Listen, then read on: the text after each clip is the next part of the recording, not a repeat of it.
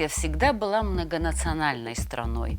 Помимо абхазов здесь проживали русские, армяне, греки, поляки, евреи, немцы, эстонцы и другие национальности. Сюда они попадали по разным причинам. Это и следствие большой политики, а иногда это было личным желанием самого человека. Народ страны души всех принимал радушно. Сегодня расскажем истории тех, кто уже в послевоенное время принял решение переехать в Абхазию на постоянное место жительства. В то время, когда многие жители нашей страны считают жизнь здесь тяжелой, для 3 иностранцев Апсны становится второй родиной. Почему хорошо жить в Абхазии? Американец, македонец и француз ответят на этот вопрос в нашей сегодняшней передаче. Американец Ричард О'Коннор с семьей живет в Гулерипшском районе. Востребованный специалист, психотерапевт с 30-летним стажем, автор популярных книг о лечении депрессии, о счастье и вредных привычках, в преклонном возрасте переезжает в Абхазию и начинает обустраивать здесь свою жизнь.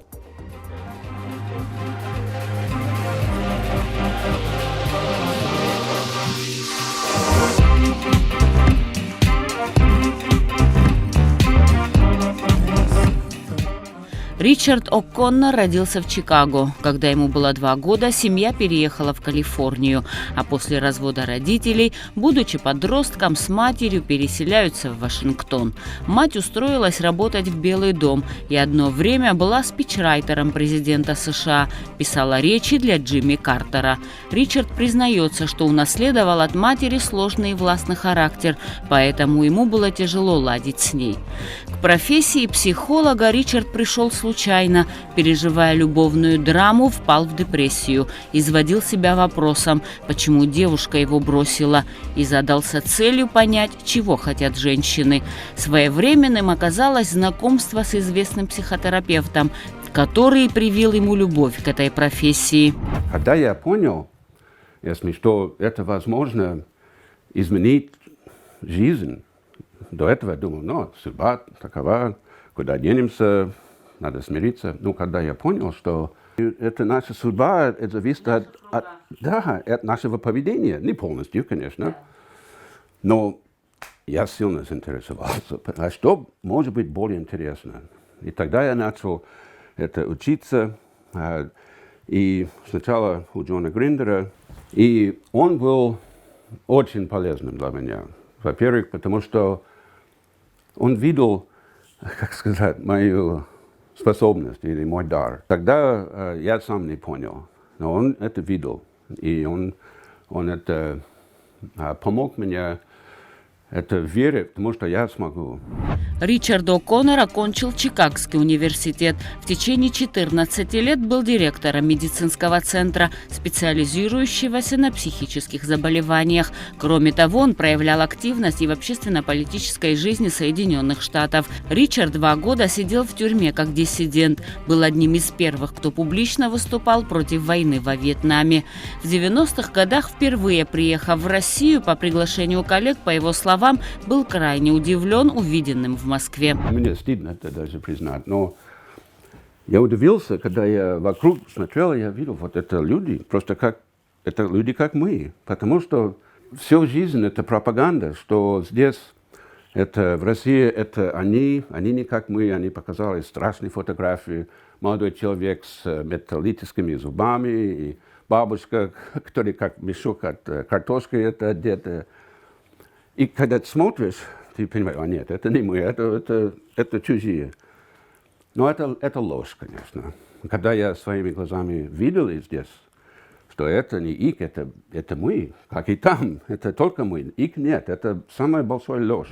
Когда Ричард принял для себя решение эмигрировать в Россию, супруга решила остаться на родине, а он все же осуществил задуманное, переехал в Новосибирск, где прожил 24 года и познакомился со своей второй супругой Оксаной. У них родился сын Артем, которому сегодня уже 18 лет.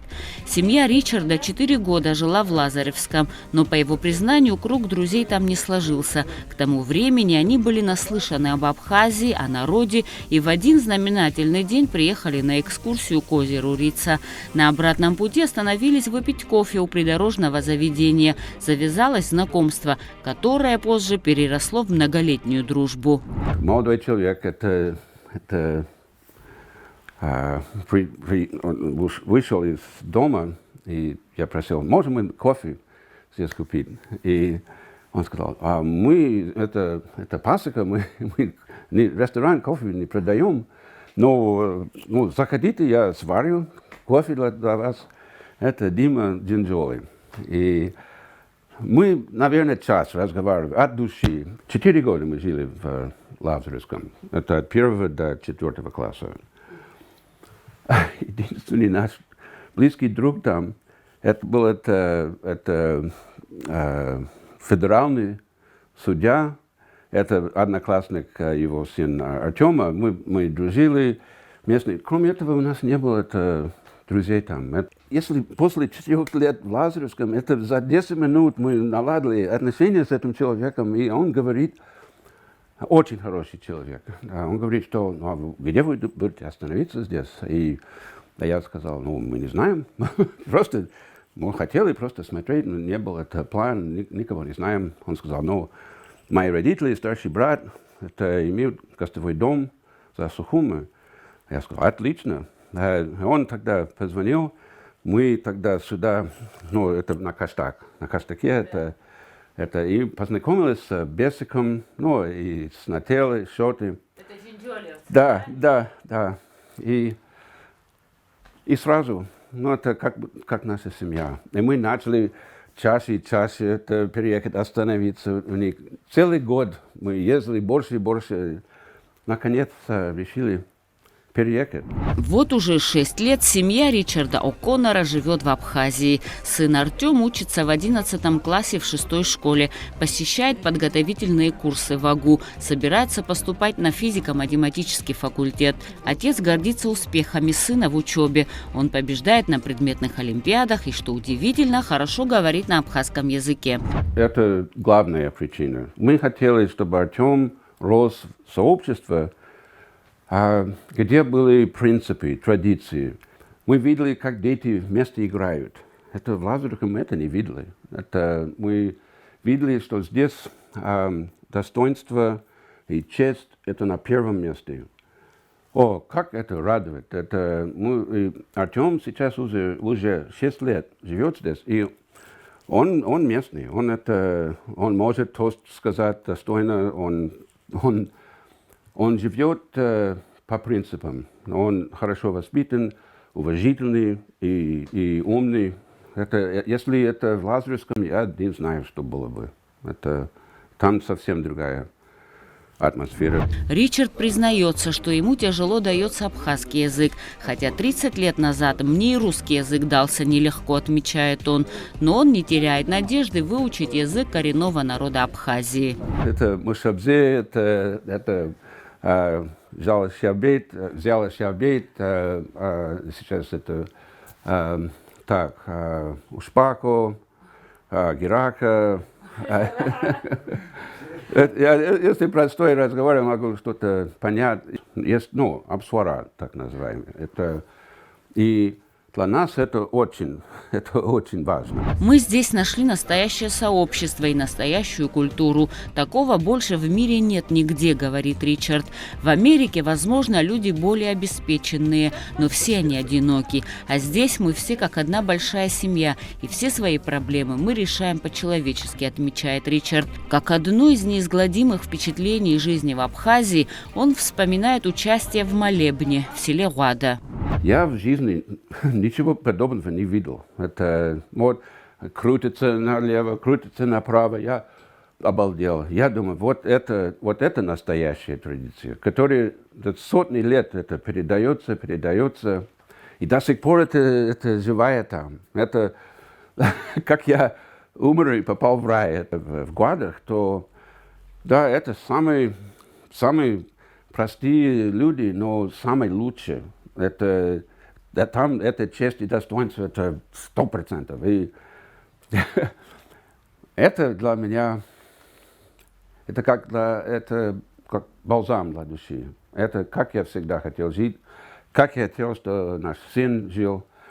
И дай Бог, что мы можем жить здесь навсегда. Это я благословляю Богу, я благодарю Богу, потому что если не здесь, я не знаю, что было бы с нашей семьей. Я просто не знаю. Я не мог жить в США уже. Даже в Европе я не могу жить нигде, кроме в Абхазии, если честно. Сегодня Ричард занимается частной практикой оффлайн и онлайн. Офисы открыты в Коннектикуте и Нью-Йорке, а также консультирует по телефону и через скайп. Регулярно выступает на конференциях и симпозиумах. В качестве эксперта участвовал в передачах на радио. На своем сайте публикует полезные материалы, призванные помочь людям справляться со стрессом и депрессией и стать счастливее. Ведет группу самопомощи для людей, страдающих от депрессивных расстройств. Книги Ричарда о лечении депрессии помогают многим людям. Это самое лучшее место, потому что это мы, и мы вместе.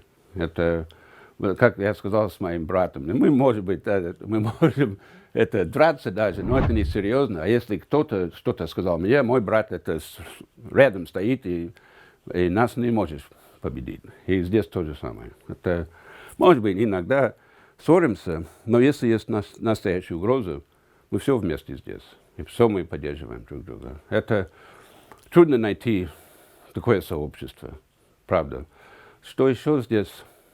Я думаю, может быть, это не закон на первом месте, но это человек на первом месте. Я помню, когда был вот это протест, и против президента они собирались, и президент просил, чтобы эта армия это взяла в порядок и делала порядок, и армия сказала, нет, мы не будем стрелять, это наших. Вот сразу я любил Абхазию, потому что мы не стреляем наших, своих. А в других стран, пожалуйста, без разницы. Это Китай, США, Россия, неважно где. Это если кто-то дал ордер, ну, армия стреляет, а здесь нет. Потому что люди на первом месте. Ни закон, ни власть. И люди это знают. Ричард и его супруга Оксана занимаются благоустройством дома, который купили год назад в Гулерипше. Сам он очень любит возиться в саду. «Там я снимаю напряжение и усталость», — говорит он. С удовольствием показывает свой приусадебный участок, на котором растет много фруктовых деревьев. Человеку на самом деле не так уж много и нужно для счастья, говорит психотерапевт. Это любовь и забота окружающих. Это может быть родитель, это может быть учитель, это может быть не знаю кто, но когда мы чувствуем, что какое-то из старшего поколения смотрит на нас положительно, принимают, то это, мне кажется, это просто необходимо. Здесь это само собой. Мы даже об этом не думаем, потому что, конечно, это как рыба в воде. Что такое вода, если я рыба? Но если ты это не получил, если не было вот такое одобрение, приятие из старшего человека, тогда это что-то внутри не растет. И в связи с этим, я бы сказал, что доброта, это можно по-другому сказать, но я не знаю, честно, что может быть важнее, чем доброта. Если и к себе, и к другим людям. Ричарду О'Коннору 73 года. По абхазским меркам это не возраст, шутит он. Стоя под дождем декабрьским днем, Ричард признался, что хотел бы быть предан абхазской земле, когда завершится его жизненный путь. Но спохватившись, тут же с улыбкой добавляет, до этого еще далеко, а у нас впереди еще долгие новогодние праздники, которые нужно отметить весело. Желаю, во-первых, здоровья и здоровья, здоровья. Я очень хочу, чтобы наши дети росли без войны. Я хочу, чтобы могли это вместе вспомнить, что это наши предки, все это строили. Мы должны их вспомнить и благодарить наши предки и ушедшие должны всегда быть с нами. Поэтому я их благословляю. Но больше всего я хочу сказать, что мы живем в самом лучшем месте на свете, и мы вместе. Дай Бог, что это на веки будет. Дай Бог.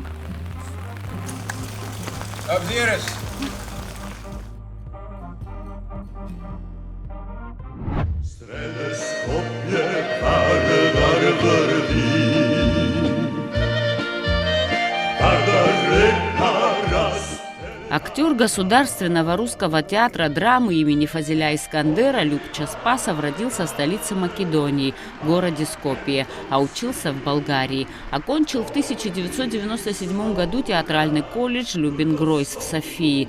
Первые 3 года играл в болгарском театре Сава Огнена в городе Русса. Потом вернулся в Македонию и служил в театре Шаги. В 2010 году Любча по интернету познакомился с абхазской девушкой Виолой Аншба. Спустя некоторое время с начала общения появились взаимные чувства, они поняли, что у них все серьезно. В том же году актер приезжает в Сухум и остается здесь. Общались долгий период. Потом я там встретился с человеком, он врач, я тогда работал в Болгарии, в Несибар.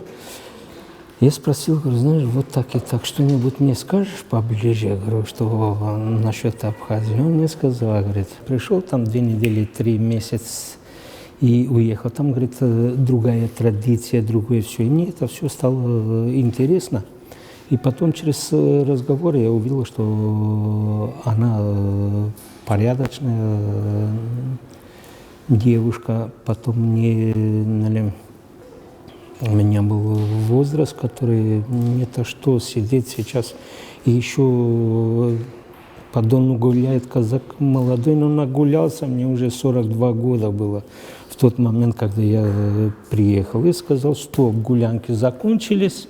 Едем значит, в Абхазию. И вот на встрече есть девушка приятная, внешность, все этого. И я почувствовал через разговор, что она заботливая. Это почувствовал, и поэтому и приехал в Абхазию. Ну, я уже с 2010 году. 12 лет. 12 лет. Вот я начал уже 13-й год, как живу в Абхазии, а с ней через пару дней будет уже, начинаем 13-й год совместные. У пары не было большой абхазской свадьбы. Самое главное – это то, что мы обвенчались в Афонском храме, отмечает Любчо.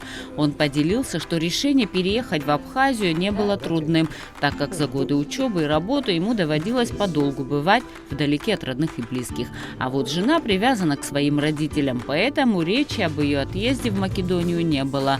К тому же для мужчины всегда проще найти работу в другой стране, считает Любча Спасов. Если бы меня не приняли в театр, пошел бы работать на стройку, говорит он. Но в 2012 году Любча приняли в труппу Русдрама, и с тех пор он служит в одном из самых успешных учреждений культуры республики. У талантливого актера с иностранным акцентом в Абхазии появились свои почитатели. В 2023 году я 10 лет как в театре. В Русдраме, да. И, ну, как я познакомился с Ниной Эдуардовной Баляева, и с ней посидели, разговаривали насчет театра и так дальше. Ну, потом она мне дала там сценку, которую я вместе как-то прочитали с Мариной Скворцовой, и она решила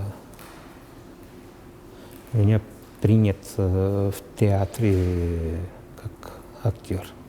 С приходом Ираклия Хиндба на должность гендиректора театра «Искандера» начались большие перемены, говорит Любча.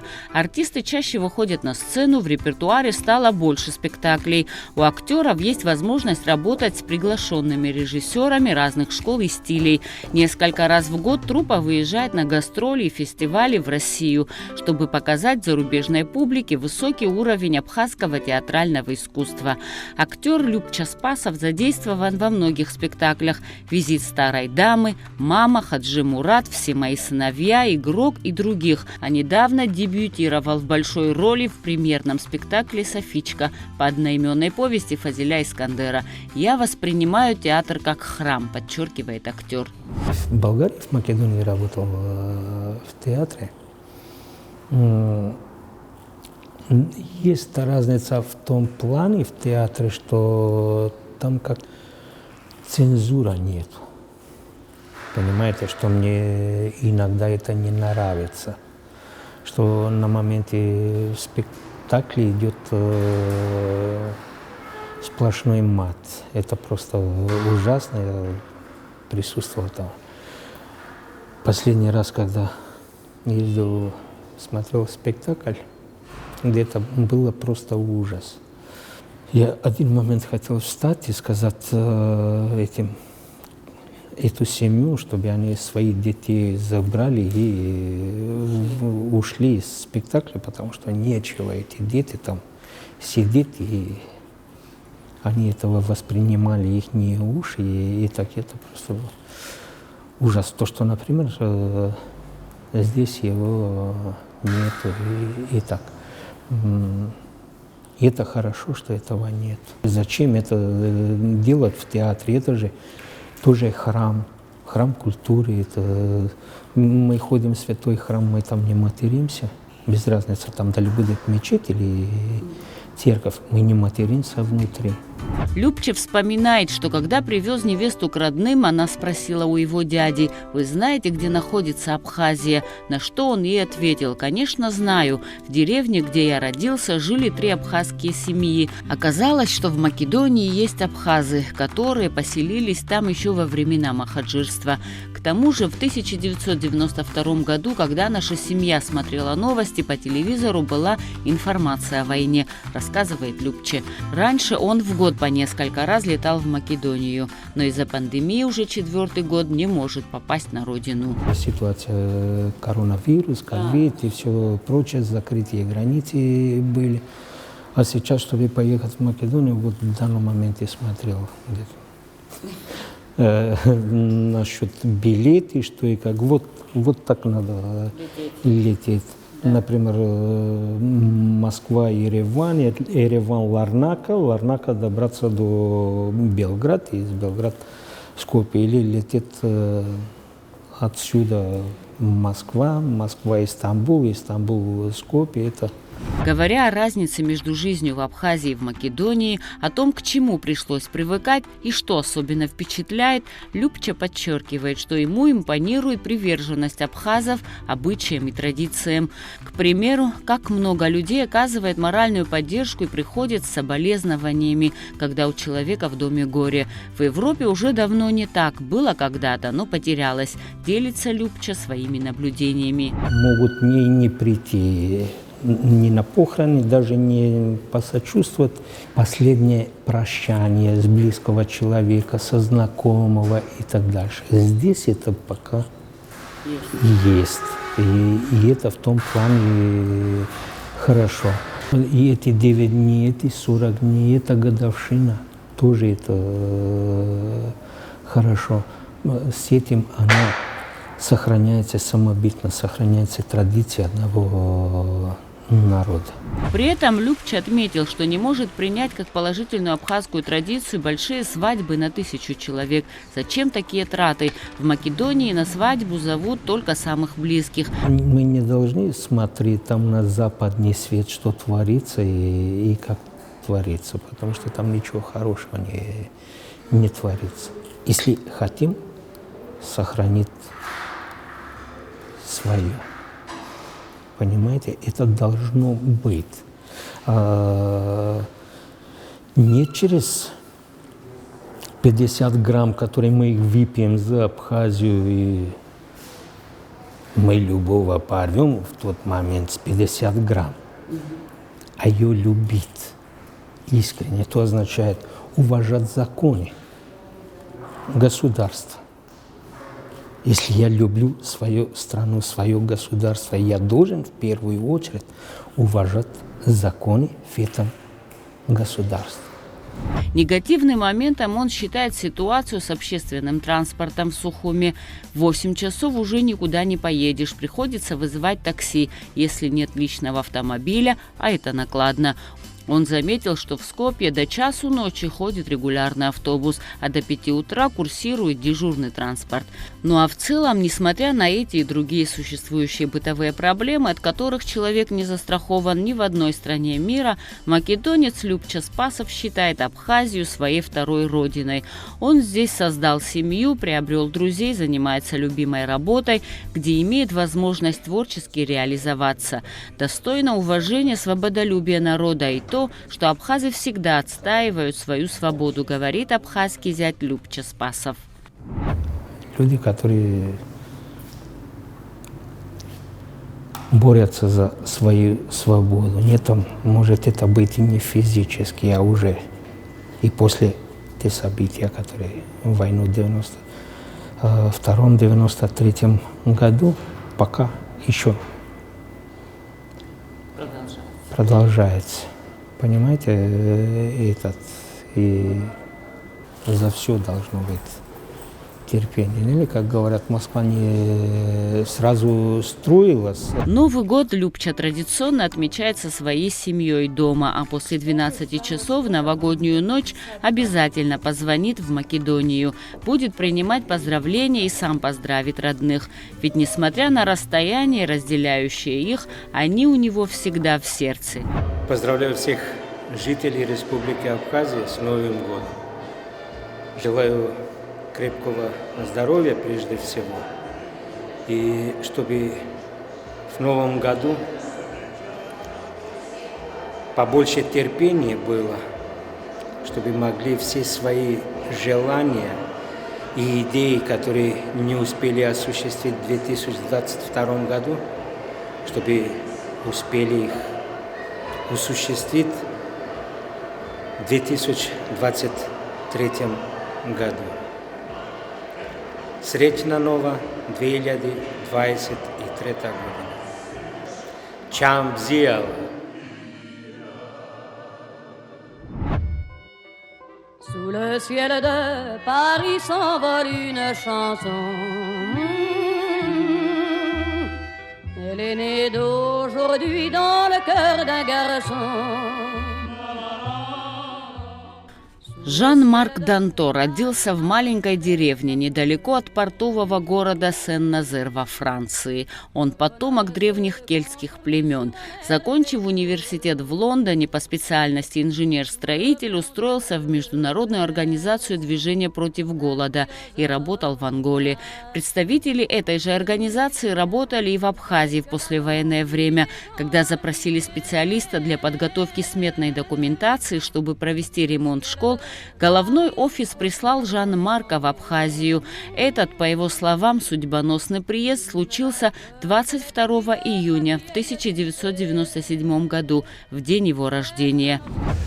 Тот день, когда я приехал, большой стол там было организовано, потому что был день рождения одна наша сотрудница, в дальнейшем которой стала моя супруга, которая тоже отмечала своего день рождения. У нее было на неделю раньше, но зная, что я должен был приехать, и у меня тоже будет день рождения, они отложили, и этот день, в общем, праздновали свой день рождения вместе. Ваш союз, по-моему, заключен на небесах. Наверное, судьба была, да. Да, это судьба. С тех пор Жан-Марк Данто живет в Абхазии, создал семью с абхазской девушкой Мадиной Авицба. Такой уровень общения, который есть здесь между членами семьи, родственниками и людьми, нет во Франции. И я подумал, что моей супруге будет этого не хватать, если мы уедем ко мне на родину, рассказывает Жан-Марк. Он поделился, что не планировал переезжать переезжать в Абхазию, все случилось само собой, так как француз тепло был принят местными, ощутил комфорт, от которого никуда не хотелось уезжать. По словам Жана-Марка, со студенческой скамьи он всегда находился далеко от родителей, поэтому и они восприняли эту новость спокойно. Сюда приезжали 2 раза. Серьезно? Нас посетили. Да, в 2008 году они как раз первый раз приехали, когда нас дали независимость. И здесь такой праздник были, они такие удивлены, они сразу сказали, мы понимаем, почему ты решил здесь остаться. За 26 лет я ни разу не почувствовал себя здесь чужаком. Настолько все ко мне хорошо относятся, делится своими мыслями француз. По его мнению, уважение к старшим, которое здесь наблюдается и передается из поколения в поколение, это то, что отличает Абхазию от других стран и особенно от Европы. Отношения, близость родных, которые постоянно находятся вместе с друг другом, двоюродные, троюродные, четверородные, которые постоянно стремятся передавать общение между друг другом, как это есть один великий тост, великий, я так скажу, очень уважительный тост Ажирадсвара, который объединяет, передает друг друга обязательно всех кровные отношения, которые необходимы, чтобы не теряли друг друга. Вот. Это один из основных традиций, который меня впечатляет. Потомок великих французских революционеров, уроженец Французской республики с ее демократическими устоями, говорит, что именно в Абхазии ощущает подлинную свободу, внутреннюю свободу, а благополучие Европы лишь кажущийся фактор. И там есть свои проблемы, как экономические, так и социальные. Скажите, сколько тостов во французском застолье? Да, у нас вообще нету тостов. Ну что-нибудь вы говорите? Конечно, ну за 26 лет приходится. И все-таки, что вот, как вы себя ощущаете? Вот вы до начала разговора, вы говорили, что здесь самое главное, что есть свобода, да? Да. Я хочу, вот, чтобы вы это озвучили. В каком смысле свобода и что что это для вас значит? Свобода, может быть, я сказал бы, свобода управлять. Самое дорогое, что у нас есть, это время. Это не свобода, связанная с органами или с работой. Это, я не знаю, почему есть это ощущение свободы. Может быть, потому что у нас есть возможности, помимо того, что мы работаем, что-то делаем, но еще провести время, увидеться с круга общения, с друзьями, с семьей. Вот это она дает этого чувства свободы. Во Франции на мой взгляд. Нету. Этот у нас, как вам сказать, из-за того, что социальной жизни настолько сложно, нету времени для этого. Люди заняты с утра до вечера, рано вставать, школа, работа, потом сразу домой.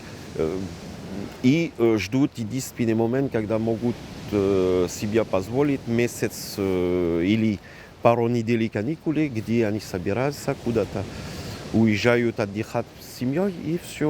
А так по расписанию, если позвонит кого-то, чтобы в гости прийти, но это очень редко. И вот это общение, она ощущение, как будто в ящике. Знаете, как будто упакованы и все ограничено. А здесь нет. На мой взгляд. За 26 лет пребывания в Абхазии Жан-Марк работал в разных организациях. Его опыт и знания всегда востребованы. Вот уже несколько лет он работает в администрации города Сухум, в департаменте жилищно-коммунального хозяйства, инженер по водоснабжению и коммуникациям. По его словам, система водоснабжения столицы устаревшая. Трубы были положены в 50-х годах прошлого века, и все они периодически выходят из строя. Потому что это уровень инвестиций, который нужен для этого, действительно огромный.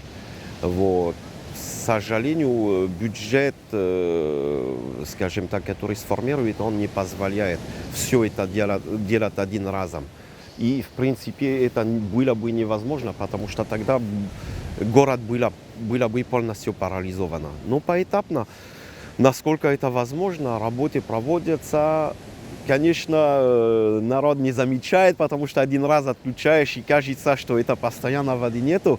Намного улучшилось уже и постепенно так и будет продолжаться. Идем в правильном направлении. Так что я не могу вам сказать, что это прекратится на сегодняшний день. Это нереально, но и не подумайте, и в Европе тоже есть такие же проблемы и часто отключается. Ну, не так часто, как у нас, правда, но мы в правильном направлении. Да, скоро догоним Европу. Как заметил француз, несмотря на культурные различия, все люди мира испытывают одинаковые эмоции и чувства. Также радуются и грустят, смеются и плачут. Человек так устроен, что чаще находит повод быть несчастливым и мало причин быть счастливым, говорит Жан-Марк. Я могу вам сказать, вот только приехал со Франции, там ежедневно там люди просто на все жалуются. У них все есть, свет есть, вода есть, постоянно никогда не отключается, но все равно вечно недовольны. У них все что-то, цены поднимаются, все дорого, нам ничего не хватает. Вот метро будет опоздать на полминуты, это трагедия сразу. Ну, это, наверное, сущность человека всегда быть недовольным чем-то. А я сказал бы, там это французы еще больше недовольны, чем у нас здесь в Абхазии, если подумать. Такая жара невозможна, так только дождь пойдет, почему этот дождь никогда не заканчивается? У Жан-Марка 3 детей. Старшему сыну уже 18 лет. Он учится в университете Сорбонна в Париже, в главном и самом знаменитом вузе Франции. 2 других, девочка и мальчик, они в Абхазии. Так как Жан-Марк католик, для него главный новогодний праздник – это католическое Рождество, 25 декабря. Конечно же, и 31 декабря отмечают в семье традиционным застольем. «Я по натуре оптимист», – говорит Жан-Марк, – «никогда не строил планов, и жизнь ведет меня своим путем. Я создал прекрасную семью, я окружен теплотой, не это ли счастье, которое я нашел в далекой от Франции Абхазии». Со счастливой улыбкой делится Жан-Марк Данто. Ну, что я могу сказать? Шамзиль Нахат с праздником, с Новым годом всем желаю. Счастья, здоровья каждому семье, побольше тепла. И чтобы хранили, насколько возможно, вот этот тепла, отношения, чтобы всегда были рядом с друг другом и не теряли этого уважения, которое всегда присутствует.